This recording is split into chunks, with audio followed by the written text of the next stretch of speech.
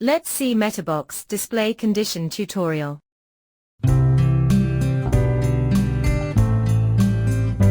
Make sure enable from essential classy tabs.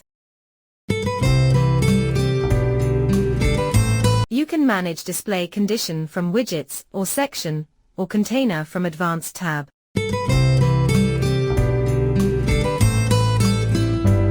In Metabox, we have text, number, checkbox list, radio, select and date fields. Let's check one by one with more info.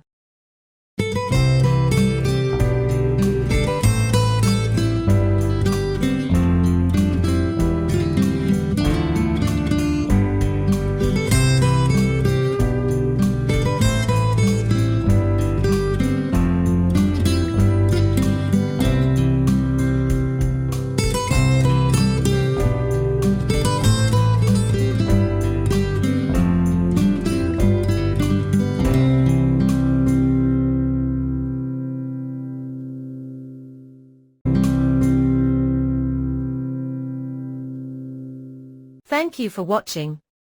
Please like, share and subscribe our channel for more video.